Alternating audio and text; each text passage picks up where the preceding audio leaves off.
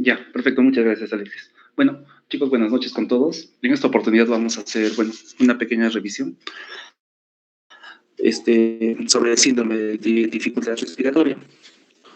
Bueno, en primera instancia tenemos que recordar que el síndrome de dificultad respiratoria se va a relacionarse a algunos factores de riesgo, los cuales van a ser muy, digámoslo así, muy patognomónicos de alguna determinada patología. Por ejemplo, si tenemos en este caso un paciente con el síndrome de distrés respiratorio, esto relacionado a la prematuridad, lo vamos a relacionar con una sospecha alta que nuestro paciente presenta una enfermedad de membrana hialina. Si tenemos otro paciente, el cual presenta una correlación de síndrome de distrés respiratorio y adicionalmente a esto, nuestro paciente presenta una coriomionitis y fiebre adicionalmente, lo relacionamos directamente con alta sospecha a un cuadro de neumonía. Mientras que si tuviéramos otro paciente cuyo presenta en este caso un síndrome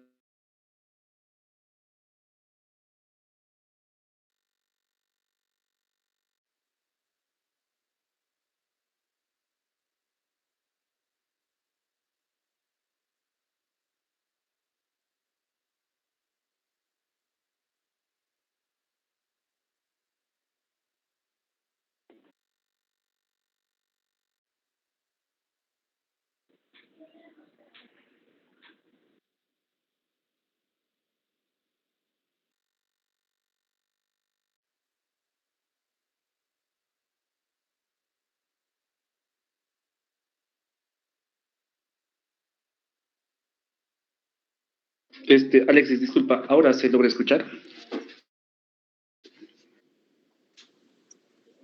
Ya, ya, genial, perfecto. Entonces regresamos. Ya, como les iba diciendo, si tenemos un cuadro de síndrome de distrés respiratorio y esto adicional, tenemos un paciente el cual va a presentar un líquido amniótico meconial, esto va a ser una alta sospecha de que nuestro paciente presenta un síndrome de aspiración meconial.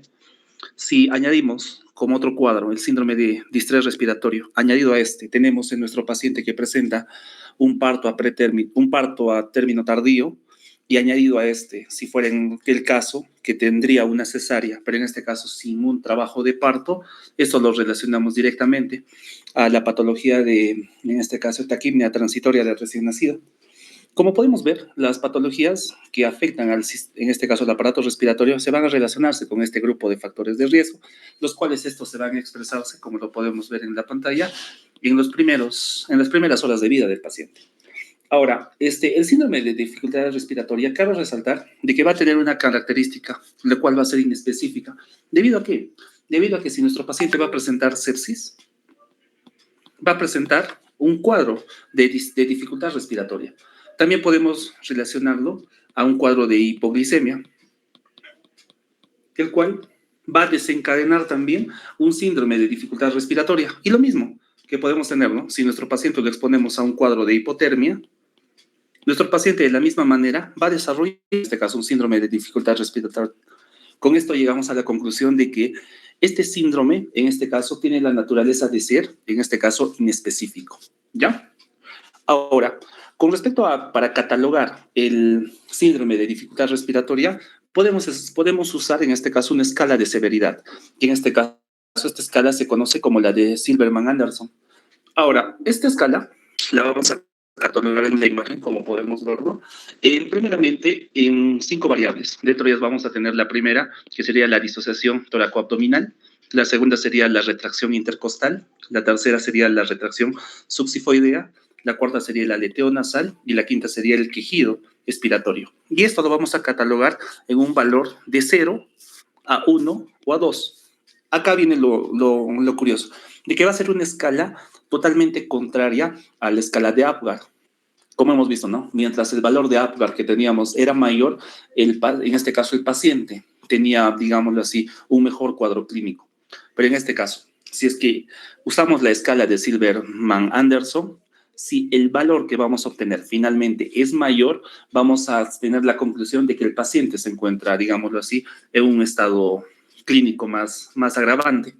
Ahora, para recordar esta escala de Silverman-Anderson, podemos tener en este caso una memotecnia, que es la memotecnia es la Dirac-Aleti. Y recordando que primeramente el DI hace referencia en este caso, ¿no? Al desbalance intercostal. En este caso, intercostal. Ahora, mientras que el RE, vamos a hacer mención a la retracción, en este caso intercostal. El que hace referencia al quejido que va a presentar el paciente. Recuerdo, ¿no? Que el mismo tejido va a ser en este caso un mecanismo de defensa del mismo paciente, debido a que en este cuadro va a tener un gran impacto, en este caso la glotis, lo cual va a cerrar de una manera parcial debido a que el paciente presenta una insuficiencia respiratoria. Con respecto al ale, esto hace referencia al aleteo nasal. Recordando que este aleteo nasal netamente se va a presentarse especialmente en aquellos cuadros donde el paciente va a presentar, ¿no? una deficiencia respiratoria. Y bueno, el TI vamos a tener que va a ser en este caso hacer referencia al tiraje, en este caso subsifoideo.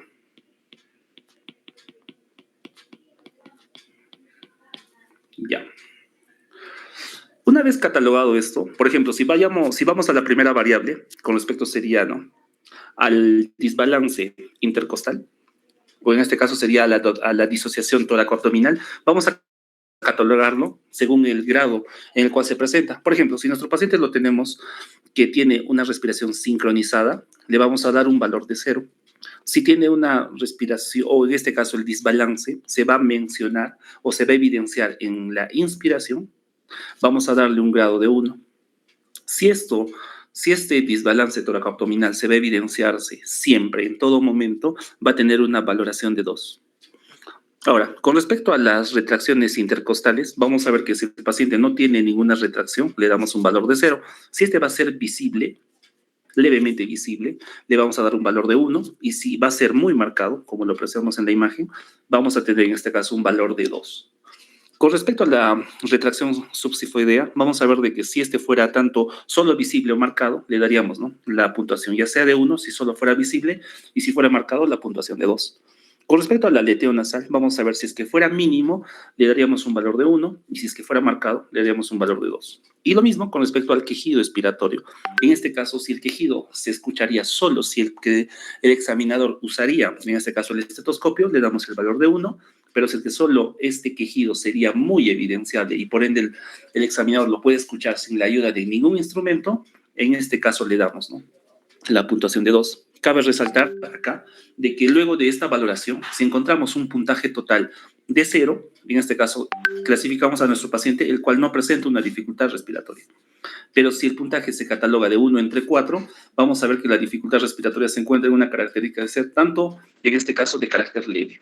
Si es que el puntaje nos daría un valor de 5 a 7, vamos a adoptar en este caso que tenemos una dificultad respiratoria moderada. Añadido a esto, si es que el paciente presenta un puntaje de 8 a 10, la dificultad respiratoria va a ser 0. Ya que hay un dato adicional, ¿no? De que si el puntaje que se obtiene sería mayor a 5, acá es donde el paciente va a requerir, en este caso, una asistencia a nivel respiratorio. Ese dato es importante, ya que en algún momento lo han llegado a preguntar.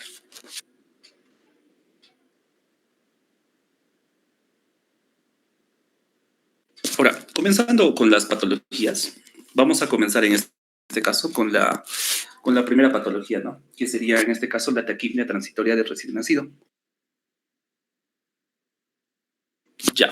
En primera instancia vamos a ver que la definición, ¿no? De la taquipnea transitoria del recién nacido se va a basarse en lo siguiente, en que va a haber una, digámoslo así, el mecanismo de reabsorción del líquido pulmonar, en este caso, se va a encontrarse deficiente.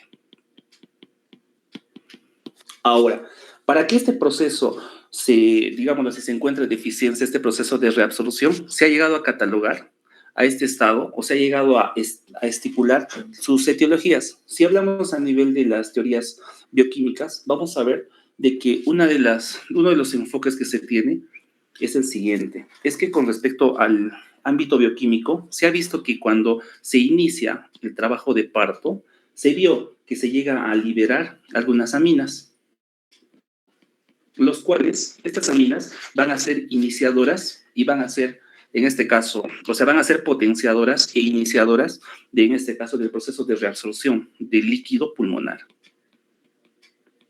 ¿Ya? Ahora, como el segundo punto que vamos a tener con respecto a la definición vendría a ser el mismo drenaje mecánico. Esto hace referencia y se ha visto de que cuando en este caso el feto está atravesando el canal del parto, este mismo hecho hace que se dé un drenaje mecánico debido a las contracciones uterinas que van a haber, lo cual eso va a ayudar a que se reabsorba el líquido pulmonar. Y como último punto o como último mecanismo, vamos a tener en este caso la misma respiración en sí. Eso hacemos mención a la primera respiración que va a ser en este caso el neonato, lo cual el hecho que haga de que ingrese aire por primera vez a los pulmones y obviamente a los alvéolos, esto va a ayudar a que se desplace y en este caso, ¿no? El líquido pulmonar. Ahora, cabe resaltar también que esta patología, que vendría a ser la taquipnea transitoria del recién nacido, va a tener un cuadro, el cual se va a catalogarse que va a ser una condición en primera instancia benigna y autolimitada, debido a que este va a tener solo un periodo de desarrollo, el cual se cataloga de que a partir del tercer al quinto día, el paciente, en este caso el neonato, va a comenzar a mejorar, ¿ya? Hablando de la fisiopatología, de cómo se da, en este caso, la taquipnea transitoria del recién nacido, lo hemos visto inicialmente, de que todo se basaba, ¿no? Al mismo hecho de que había una dificultad en la reabsorción del líquido pulmonar. Ahora, se sabe que a nivel prenatal, usualmente a nivel del alveolo, como podemos ver aquí en la imagen, tenemos un alveolo, el cual vamos a ver de que esta línea, la cual donde se separa, vamos a tener en primera instancia en el tiempo prenatal, como lo podemos ver acá, vamos a tener una bomba. Bueno, primero vamos a tener un epitelio secretor, el cual en este caso se va a encargarse en la primera instancia de secretar cloro al espacio, en este caso pleural, no, perdón, al espacio alveolar, para lo cual este mismo hecho hace de que en digamos así, un mecanismo contrario se llegue a reabsorber agua al espacio, en este caso intersticial, como lo podemos ver en la imagen. Este funcionamiento va a cambiar justamente cuando se inicia el trabajo de parto, ya que cuando se inicia el trabajo de parto, este receptor va a cambiar su funcionamiento, ya que inicialmente en la etapa prenatal se secretaba cloro, pero en la etapa postnatal, cuando ya comenzó el trabajo de parto, va a haber en este caso una reabsorción de sodio. Y conjuntamente a ello, también va a haber una reabsorción de agua, debidamente recordando de que el sodio va a generar una gran osmolaridad, lo cual esto va a atraer, en este caso, el agua.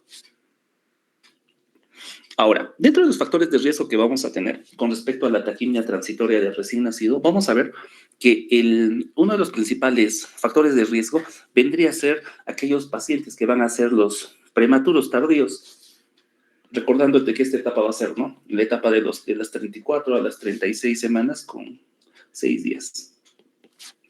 Añadido eso, vamos a ver en los cuadros de cesárea, pero acá con una diferencia, de que van a ser aquellas cesáreas que no van a tener trabajo de parto. Porque hemos visto anteriormente, ¿no? Que el trabajo de parto era un factor que ayudaba a la reabsorción del líquido pulmonar. Otro factor vendría a ser, ¿no? Se ha visto es la presencia de la diabetes materna, la presencia de la macrosomía, de que el mismo paciente sea del sexo masculino o que en este caso la madre presente el asma, que presente asma.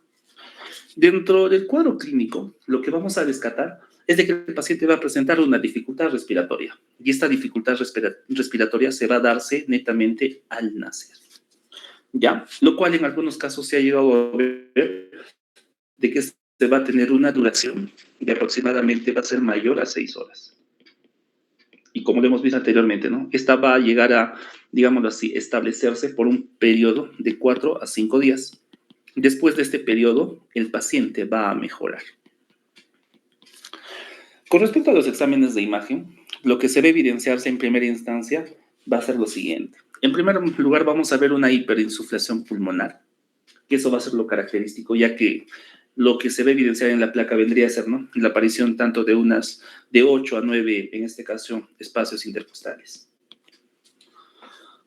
Y bueno, adicionalmente a esto también se ve evidenciarse otro cuadro, que sería la cisuritis. Recordando que la cisuritis vendría a ser la presencia de líquido a nivel de las cisuras.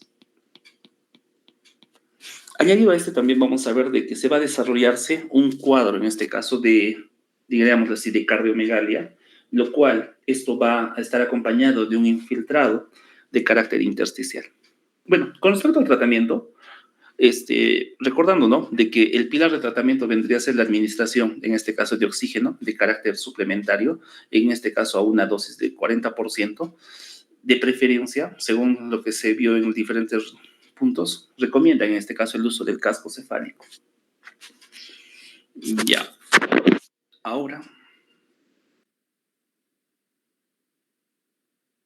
ahora pasamos, en este caso, a la siguiente patología, que en este caso sería la enfermedad de membrana hialina. Esta patología va a tener una definición, lo cual va a ser consecuente de la deficiencia o un déficit de la producción o de surfactante. ¿Ya? Dentro de los principales factores de riesgo, vamos a ver de que el principal factor de riesgo va a ser los pacientes que van a ser prematuros, aquellos que van a tener una edad gestacional menor a 28 semanas. Y esto usualmente se ha visto en aproximadamente 60% de los casos. Otro factor vendría a ser, ¿no? Y algo bien curioso también que se vio es de que se da aproximadamente un 5% de casos, lo cual eso lo vuelve un poco raro. Aquellos pacientes cuya edad gestacional va a ser mayor a 35 semanas.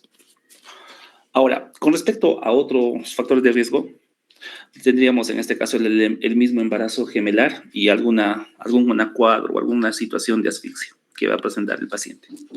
A nivel de la clínica, lo que vamos a evidenciar en este caso va a ser la presencia de una dificultad respiratoria, que esto se ve evidenciándose después del nacimiento, lo cual esto va a ser de carácter precoz, ¿no? Y esto lo vamos a evidenciar especialmente de la cuarta a la sexta hora.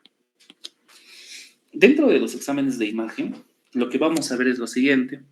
En este caso vamos a evidenciar un patrón de carácter retinonodular, lo cual esto va a estar acompañado también, en algunos casos, de la presencia de atelectasias. Vamos a tener también un broncograma aéreo y va a haber en este caso una disminución a nivel del volumen pulmonar. Y bueno, también vamos a tener, ¿no?, la imagen característica, que en este caso es la de vidrio esmerilado. Con respecto al tratamiento, vamos a tener un punto, el cual vendría a ser el aspecto que va hacia la prevención, ya que esto va a estar enfocado a la administración, en este caso, de corticoides, especialmente, ¿no?, como lo hemos visto, de la semana tanto 24 a la 34. Y esto usualmente, ¿no?, se va a recomendarse como ejemplos puntuales tanto a la dexametasona como a la betametasona. ¿Ya? Y adicionalmente a esto, ¿no?, se le puede administrar como esquema de tratamiento en sí el surfactante exógeno. Ahora, en algunos casos se ha visto como recomendaciones usar algunas medidas, en este caso de carácter preventivas, para un parto prematuro. Y en este caso se fue usando los fármacos que serían los tocolíticos, algunos antibióticos y algunos corticoides, ¿no?, prenatales.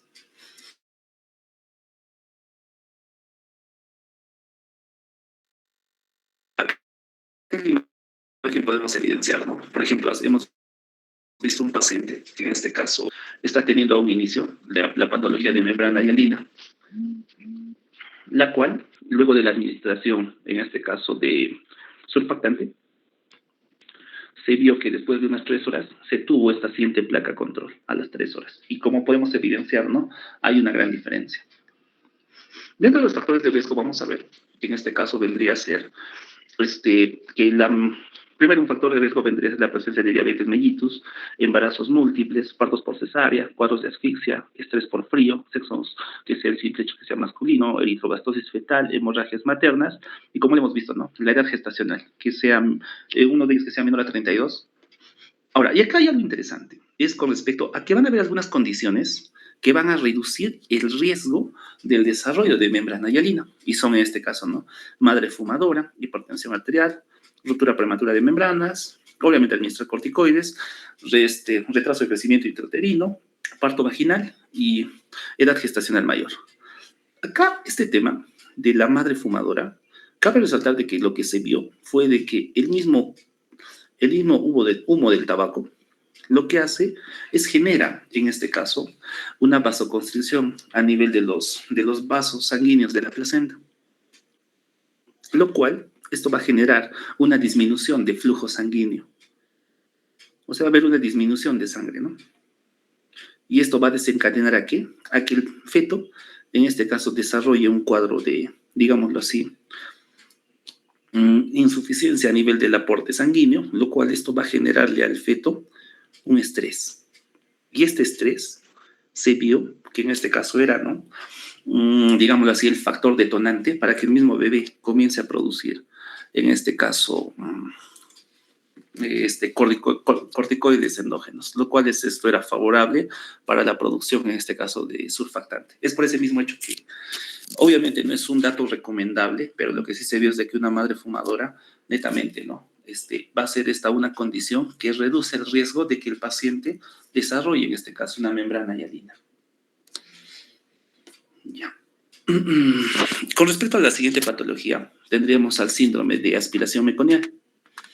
En primera instancia, lo que vamos a ver acá, va a ser un cuadro de dificultad respiratoria en primera instancia, cuyo, digámoslo así, ¿no? Que se va a evidenciarse y que va a aparecer y va a desarrollarse después de la aspiración del contenido meconial, que se va a tener al nivel del líquido amniótico. Dentro de los principales factores de riesgo que se va a tener, va a ser en primera instancia aquellos pacientes que van a tener un estado de posmadurez, o sea, aquellos que van a presentar una edad gestacional mayor a las 42 semanas. Añadido a esto, vamos a ver que el feto ha debido de haber tenido un estímulo de carácter hipóxico, lo cual esto va a estimular a la eliminación de meconio. ¿Ya? Y eso, obviamente, el meconio se va a diluir en el líquido, en este caso, líquido amniótico, y este va a ser aspirado, ¿no? Y deglutido por el mismo neonato. Dentro de la clínica, lo que vamos a evidenciar es de que el paciente va a presentar una dificultad respiratoria precoz. O sea, esto se va a evidenciarse al nacer. Y obviamente el segundo aspecto que se va a evidenciar va a ser que el líquido amniótico, en este caso, va a presentar un color. Va a estar teñido por un color, que en este caso va a ser por el color del meconio. Con respecto a los exámenes de imágenes, lo que vamos a ver es lo siguiente, que es en este caso el infiltrado en parches, que se va a verse a nivel de las placas radiográficas.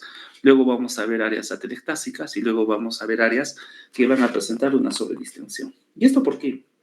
Porque usualmente lo que vamos a ver es, al momento de que el neonato llegue a, diríamoslo así, consumir y deglutir este meconio va a ingresar al espacio alveolar. Y al momento de ingresar al espacio alveolar, vamos a tener dos posibilidades. La primera posibilidad es que este meconio obstruya en primera instancia de forma completa el alveolo, lo cual al obstruirse el alveolo va a tener como siguiente camino el hecho de que no desarrolle una correcta hematosis y por ende este alveolo va a colapsarse. Y al momento de colapsarse, esto va a darnos un efecto de que se va a desarrollarse una atelectasia. Pero en lo siguiente, si es que la posibilidad fuera la siguiente, de que el meconio va a implantarse de forma parcial, obviamente no va a obstruir por completo, sino de forma parcial, lo cual esto va a generar que al momento del intercambio gaseoso,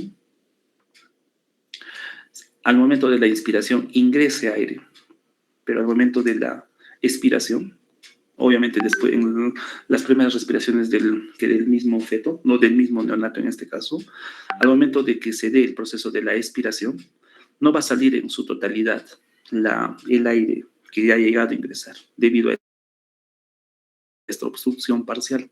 Y por ende, eso va a ser un adicional para que el volumen alveolar aumente y por ende de esta manera se dé una sobredistensión del alveolo por una mayor acumulación de aire, lo cual esto va, digámoslo así, ¿no? Va a formarse o va a desarrollarse el fenómeno va a darse un fenómeno que se conoce como el fenómeno valvular.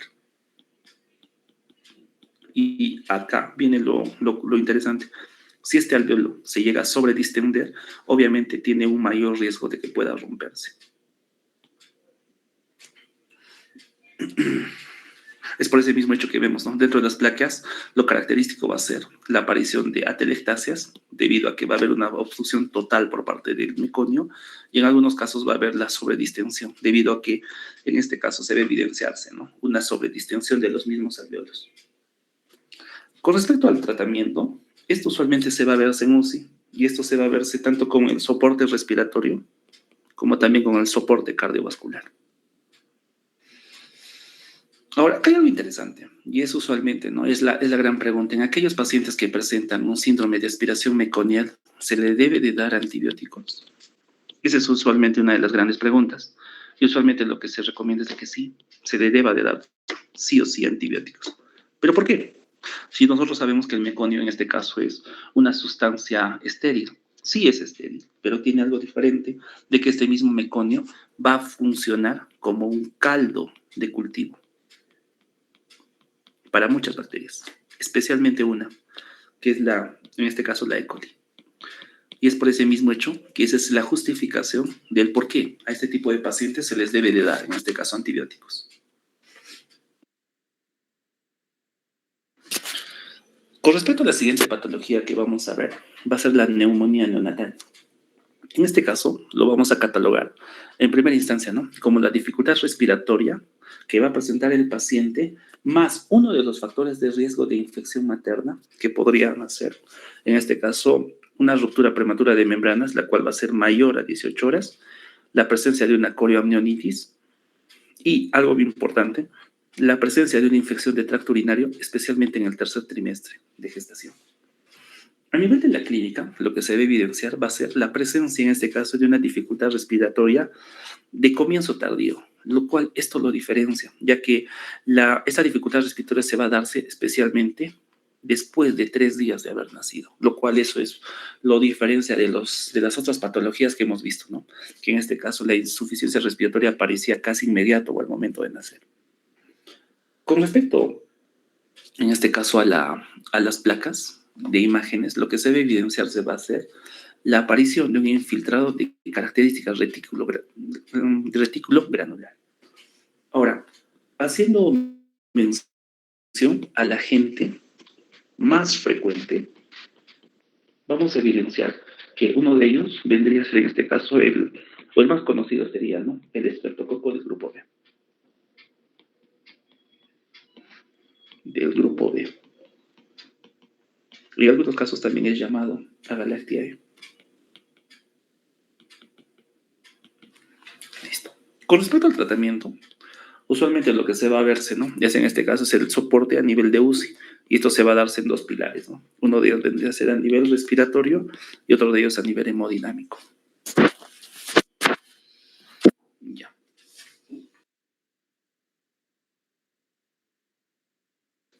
Con respecto a la siguiente patología que vamos a tener en este caso, vendría a ser, ¿no? La hernia diafragmática. Bueno, en primera instancia lo que vamos a ver es de que esto se va a definirse como aquel ascenso que va a tener las vísceras abdominales hacia la cavidad torácica. Ya, recordando, ¿no? De que aproximadamente en la semana 9 de la vida intraútero, vamos a ver de que se va a cerrarse, va a haber un cierre por parte del mediastino, tanto va a haber así la separación anatómica, ¿no? De las dos cavidades, la cavidad torácica de la cavidad abdominal. Pero cuando este mismo hecho no se da, no se cierra por completo, va a haber aquí un desarrollo, ¿no? Que sería la hernia diafragmática, lo cual esto, al no cerrarse, van a hacer que las vísceras a nivel abdominal suban a la cavidad torácica. Y al subir estas vísceras a la cavidad torácica, lo que van a generar es un efecto de masa y va a ser algo contraproducente con respecto al desarrollo al desarrollo y crecimiento de los pulmones, los cuales esto va a hacer que los pulmones no se desarrollen y por ende, ¿no? Generen y desarrollen una hipoplasia pulmonar. Con respecto a la clasificación en este caso de las hernias diafragmáticas, vamos a tenerlas según la posición. En este caso vamos a tener de carácter izquierda, tenemos una frecuencia del 85%. Si fuera derecha, tenemos una frecuencia del 13%, y si fuera bilateral, tenemos una frecuencia del 2%. Añadido a esto, vamos a tener también la ubicación, esto sí, pero con algo diferente, acorde en este caso, al diafragma en sí. En este caso vamos a tener la de tipo Buch-Dalek, que en este caso sería posterolateral, lo cual tiene una frecuencia del 85%. Esta es una posición posterolateral. Mientras que la de Morgagni, esta tendría una frecuencia del 15% y esta tiene una naturaleza o ubicación anterior. Con respecto a la clínica, en primera instancia lo que vamos a ver es de que va a tener un grado de dificultad respiratoria severa, esto desde el momento que nace el paciente. El murmullo vesicular va a encontrarse disminuido, especialmente en el hemitórax afectado. Y con respecto a los ruidos cardíacos, estos mismos van a estar desplazados debido a que las asas intestinales van a empujar al corazón, bueno, van a empujar al mediastino y de esa manera van a desplazar al corazón. Y por ende, aquí vamos a tener que al momento de desplazarse el corazón, los ruidos cardíacos también se van a verse desplazados.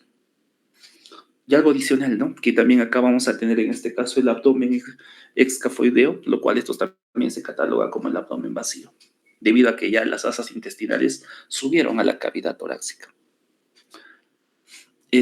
Bueno, a nivel de la radiografía, lo que vemos evidenciado netamente, ¿no? Es la presencia de las asas, pero en este caso a nivel de la cavidad torácica, y especialmente, ¿no?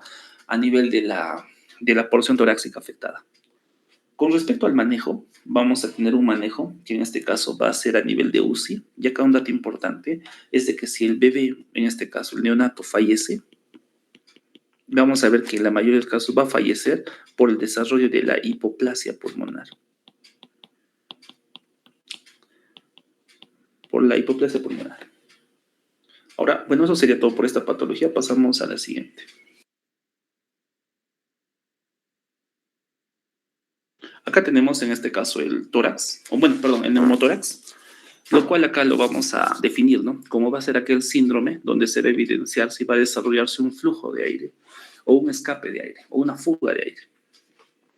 A nivel de la clínica, lo que vamos a evidenciar va a ser, vamos a tener en este caso un grado de dificultad respiratoria, vamos a tener una disminución del murmullo vesicular y vamos a tener unos ruidos cardíacos, los cuales estos van a estar desplazados. ¿Pero por qué? Porque el mismo aire va a también ejercer un efecto de masa, lo cual esto va a llegar a empujar al mediastino. Y por ende, esto va a hacer que el corazón cambie de posición y obviamente los ruidos cardíacos también van a modificarse con respecto al nivel de su posición. Con respecto a los exámenes de imagen, vamos a evidenciar, ¿no? Que en algunos casos vamos a ver, digámoslo así, ¿no? La presencia en sí del mismo aire o la fuga de aire a nivel de la cavidad torácica. Y con respecto al manejo, vamos a enfocarnos netamente que el manejo va a ser a nivel de UCI. Eso es respecto bueno, a los temas. Y bueno, ahora pasamos a las preguntas que vamos a desarrollar. Chicos, ¿están ahí? Sí, Fran.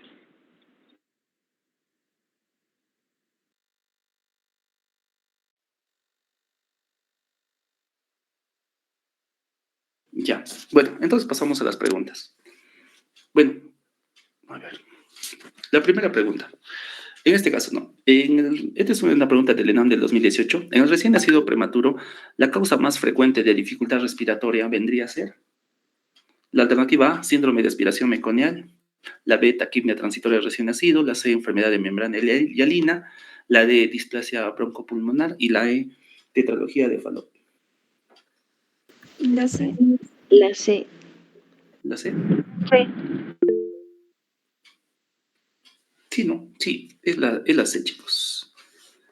Como lo hemos visto en la exposición, ¿no? La causa más frecuente en sí de dificultad respiratoria, en este caso sería la enfermedad de membrana hialina.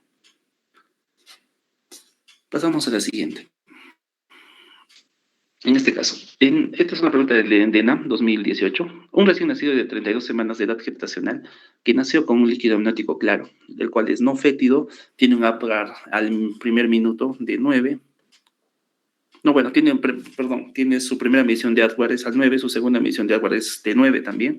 Presenta una dificultad respiratoria progresiva con quejido audible y retracción intercostal. ¿Cuál sería el diagnóstico más probable? La A, neumonitis inflamatoria, la B, bronconeumonía, la C, enfermedad de membrana hialina, la D, síndrome de aspiración meconial y la E, taquipnea del recién nacido. ¿Cuál creen, chicos?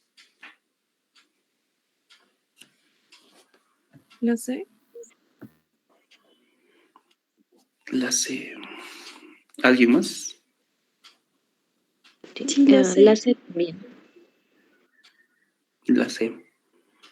Ya. Acá uno de los datos característicos vendría a ser, ¿no? De que el líquido amniótico, en este caso, es claro y no es fétido, lo cual eso es característico de que no ha habido un sufrimiento fetal y obviamente tampoco, ¿no? Ha habido una patología relacionada con el líquido meconial, así que de esa manera lo descartamos. Así que sí, la respuesta es enfermedad de membrana hialina. La siguiente pregunta, con respecto, bueno, es una pregunta de Elena en 2018, sería, el recién nacido, tenemos un recién nacido a término con líquido amniótico meconial, espeso, comienza con distrés respiratorio, quejido, aleteo nasal. ¿Cuál es el diagnóstico más probable? Taquimia transitoria del recién nacido, enfermedad de membrana hialina, neumonía aspirativa, sepsis, síndrome de aspiración meconial. ¿Cuál creen, chicos? La E.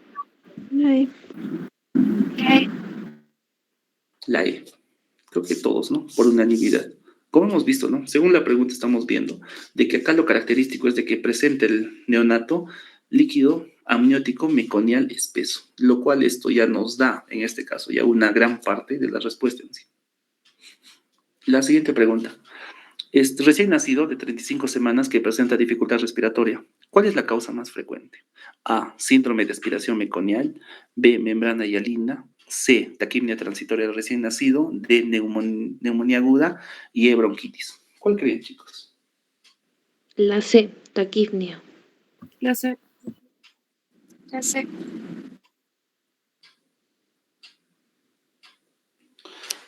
A ver. La mayoría nos mencionó, bueno, dos personas, bueno, escuché tres personas que mencionaron la C. ¿Alguien más, chicos?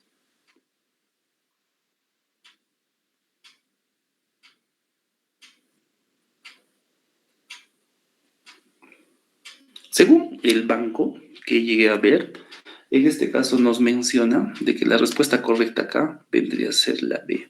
Se cataloga, chicos, en sí. En este caso, ¿no? Vendría a ser una de las patologías más frecuentes, pero con un dato adicional, que en este caso se da en aquellos recién nacidos prematuros. Bueno, según lo que lo he llegado a revisar, en este caso, recién nacidos prematuros, patología más frecuente, membrana hialina. Ya, pasamos a la siguiente.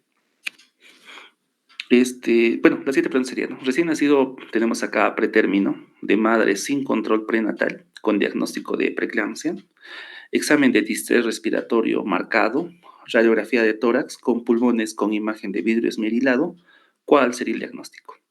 Alternativa A, membrana hialina, B, taquimia transitoria recién nacido, C, neumonía connatal y D, síndrome aspirativo. ¿Cuál creen, chicos? La A. Sí, específicamente, ¿no? Por el tema en este caso este es uno de los signos, diríamoslo así, claros con respecto al vidrio esmerilado, lo cual nos relaciona directamente a la membrana hialina. Creo que esta es una de las últimas. Tenemos un paciente, en este caso un neonato a pretérmino de 33 semanas, el cual va a presentar un distrés respiratorio desde el nacimiento. Acá va a tener un incremento gradual y una disminución de la saturación de oxígeno. Tenemos una radiografía de tórax con imagen de vidrio esmerilado. ¿Cuál sería el diagnóstico más probable? Enfermedad de membrana hialina, sepsis neonatal temprana, neumonía neonatal, sepsis neonatal tardía. ¿Cuál creen, chicos?